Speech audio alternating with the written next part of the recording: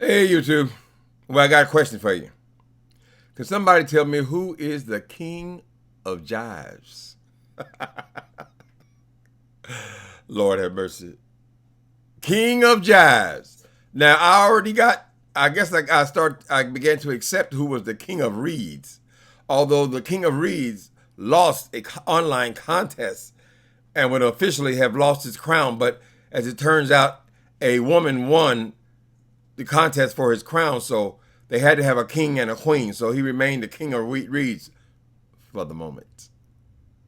Now I'm being exposed to the king of jive. So now I was familiar with this guy, King Jives. He's one of these religious gays. There are several. I love it. I mean, I love it. I love that gay people are expressing their spirituality. Although you guys certainly go in more than I do on religion.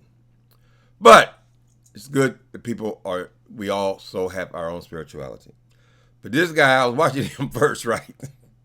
And he said, oh, somebody called me King of Jive. So I took a moment and I looked up. It makes a difference. If you're King Jives, which would imply a name of some sort, never really questioned it really. King Jives. So I guess that would be a name. But King of Jive or King of Jives with an S implies that you are the king, like the king of reeds. You're king of reading people. You're the best at it. You're top of the line. So I looked up jive. And according to the Urban Dictionary, which is available online, jive is a whole other language in the 70s and 80s. You remember they used to call everybody jive turkey and all the language. Basically, I get the impression that jive is the same as ebonics. You talking jive talk. They give the example on Urban Dictionary of the movie Airplane. Remember they had the two little nuns on the airplane, and the two brothers was on there talking jive in front of the nuns, and then the nuns broke out and laid them down with jive talk. Whatever. So that was in the 70s. So, of course, I had to go be nosy. And what did I bump into? Lord have mercy.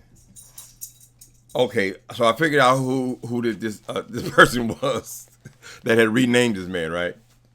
And both of these guys, when I was sick, both of these guys prayed for me online. I remember that. Wasn't that familiar with them before that. I think that's sweet. So I always avoid getting into conflicts with these guys. With most YouTubers, there's only a couple that I really don't like, and I don't mind jumping down their throat because I just feel like they're wrong people. But these two guys, I watch them. But I bumped into this video. It is 2 hours and 42 minutes long.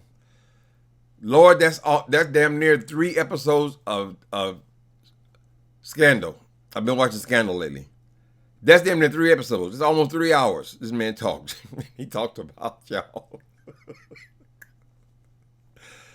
So he told some truths. Okay, so the guy's name is J.Wilson. Yeah, I'm not on here trying to read J.Wilson or Jives or either one of them.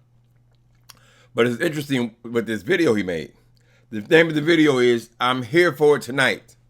Now, Brother Wilson has been unemployed for a while. He starts a new job, I believe, today.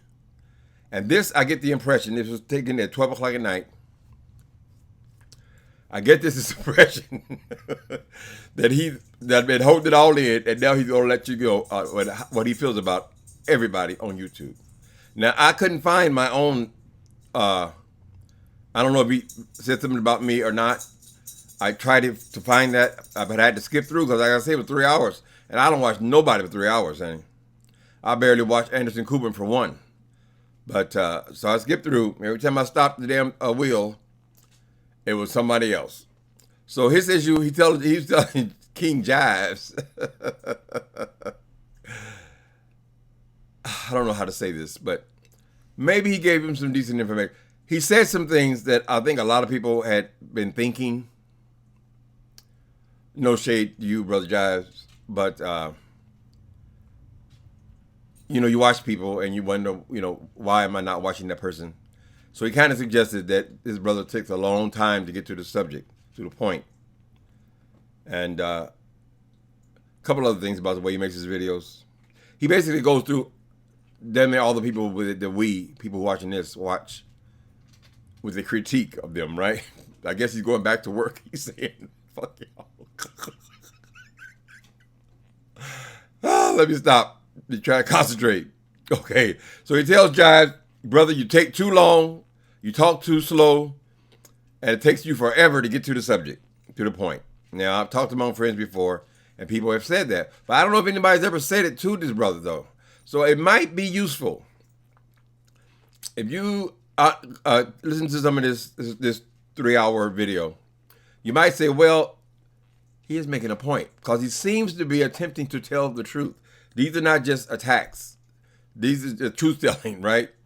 I'm looking at the man in the mirror. So this is what Jack's gonna see. Talks too long, and this a thing that people have, but it only happens when you go live, where they're trying to tell a story or comment on something, do a commentary, and they're continually interrupting the commentary by talking to people who are on the feed. Hi June. Hey Bobby. Hold it. Then you go back to the story. And then it's Robert. And then it can be annoying because you're speaking to that person, but you're speaking to that person in front of 1,000 people, which that has nothing to do with them. And so it's kind of hard to concentrate, particularly if you take a long time to tell the story. If you keep interjecting all of these greetings to all of you, I wouldn't do that. No, I'll just say that. There's not a judgment. I'm just saying, if I ever did live, it's maybe the reason why I don't do them, because I find them kind of sloppy sometimes. I wouldn't do that. I would just, if we want to say hello to somebody, say it after. Talk about what you talk about. I think when you don't have that interaction, it's easier to jump into a story. Me, myself, I even got rid of how the introductions, I used to have a cute little introduction kind of thing, but I said all those introductions after a while, I don't need to do anything. I need to come on, say hello, and then talk up to the story. I think that works best because people's attention spans are short, mine is short, and if you can't capture the interest in a minute or so, forget it. Anyway, so he gave him his spiritual guidance, or his guidance about his idea about YouTube making. Now, nobody's had their turn yet to criticize Brother Wilson, because I'm sure there's some things there. Also, we're getting his point of view. So, King of Jives, someone told him about this video. So he didn't clap back, but he did acknowledge that he was aware of this person that said these things, right? And I know that all the people who saw it had to be saying, somebody finally said it. You can do it with love. You can tell your granddaddy, your stories take too long. Just get to the point, and still love your granddaddy. Anyway, then he went on from there. This man went on for 3 hours talking about all these different kids. He said the Jives, why is he trying to be the Rachel Maddow of YouTube? You know why it tickles me? Because I can't watch Rachel Maddow because I never know what the hell she's talking about. She doesn't grab my attention right in the beginning, and I said, I don't want to hear that woman's voice. Be quiet, boy. It's a similar thing. So he's seeing the same thing I'm seeing. It takes too long to get to the story. All right. So he goes through all the different people. He goes to McCrae. He tells, I never thought about this, but he's suggesting that perhaps William McCrae is not who he says he is as far as the fashions. He's saying that this is a thrift store shopper who goes and presents like he just has this creative, mixed match he got. Maybe to mix his matches because he's getting everything from thrift stores. And then he's presenting as this well-dressed. He said, I only wear designer clothes. They're suggesting that perhaps he's not paying thousands of dollars for these suits, particularly not when he's living in a hotel. He's just a creative thrift store shopper, topped off with a hat. Anyway, he goes off, how it's very easy to talk about McCrae. Suggests that he stopped messing with his skin, how his skin, the alligator situation he got going there. And then his nose is getting bigger. And I don't know. I don't know if this man is using a nose stretcher. I believe the problem with McCray is he was a fat man, right? And a compulsive, obsessive type person. When he lost the weight, the features are the same. The nose was huge, but it didn't look huge until the face shrunk, right? So he's got this big old mouth and this big old nose, and he keeps messing with it, trying to make it look normal. And I believe over time, you just have to exercise that to your skin matches your face kind of thing. He's had all kind of bypasses. And so I'm sure all these comments that McCray gets about his appearance has to make him wild because he keeps trying to change himself. So he's saying basically, stop scrubbing your face, scrubbing your skin, whatever you're doing to it. Looks like he's had multiple skin peels. If you ain't gonna get a nose job, leave it alone. I don't think the man is actually stretching his nose though. I think that is a byproduct. He goes on about William McCray, right?